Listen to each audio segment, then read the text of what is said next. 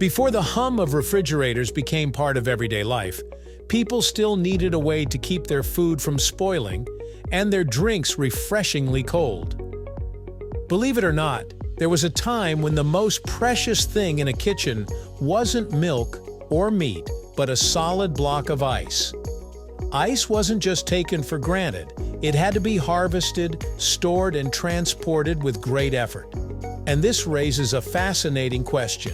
How exactly did people get block ice before refrigerators existed? So let's unravel the story behind one of the simplest yet most influential commodities in history. Right here, on History of Simple Things.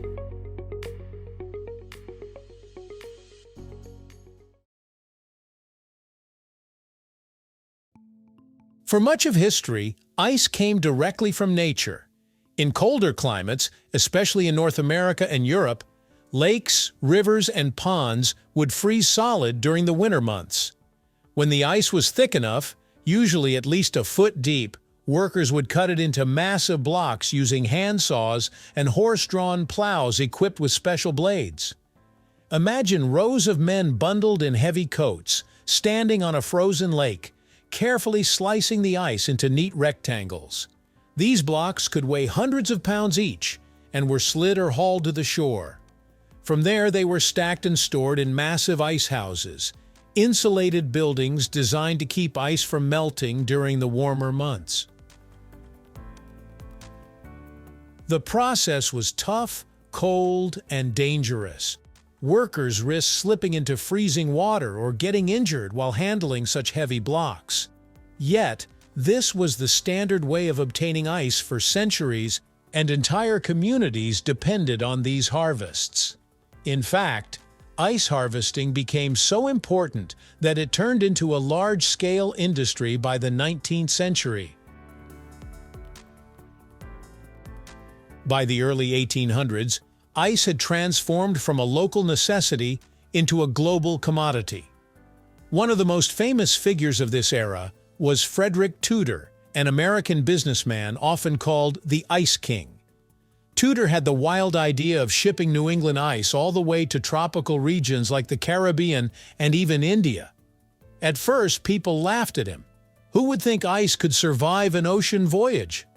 But he developed techniques to insulate the cargo with sawdust and straw, and soon enough, ice became an international business.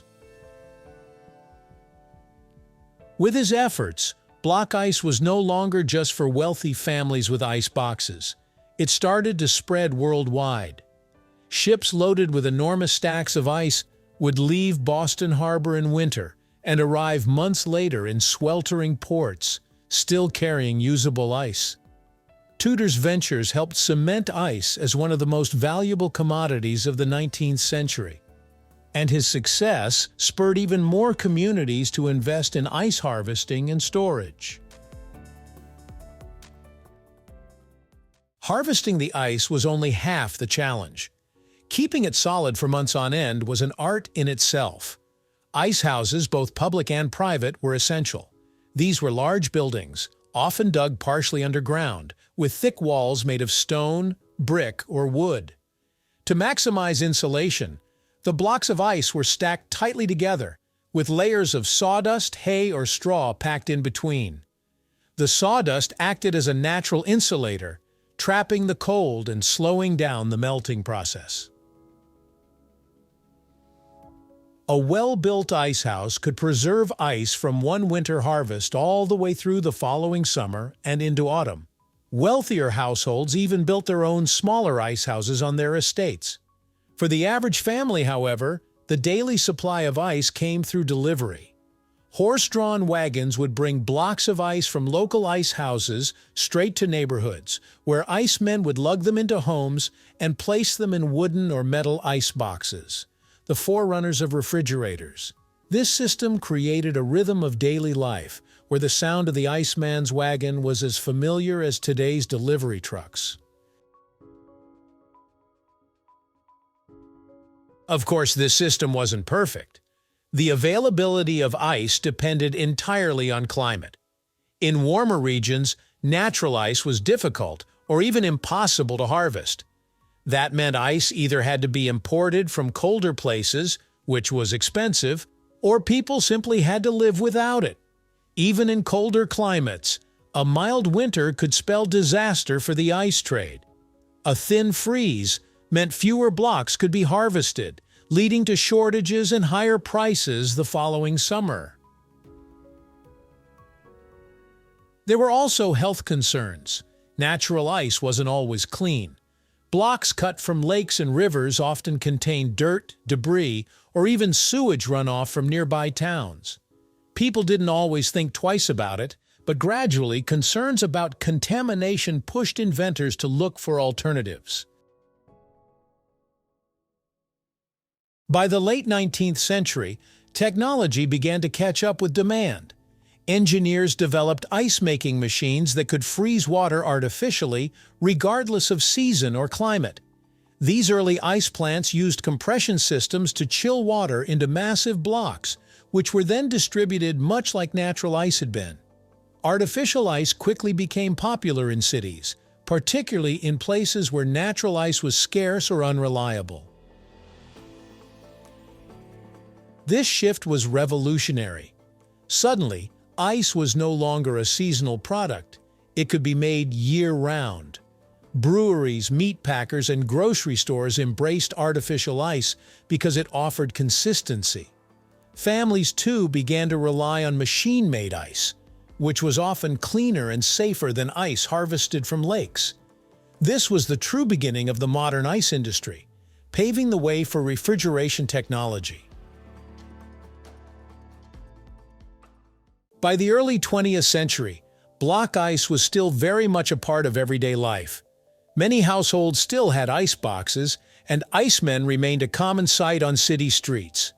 But slowly, mechanical refrigeration began to creep into homes and businesses.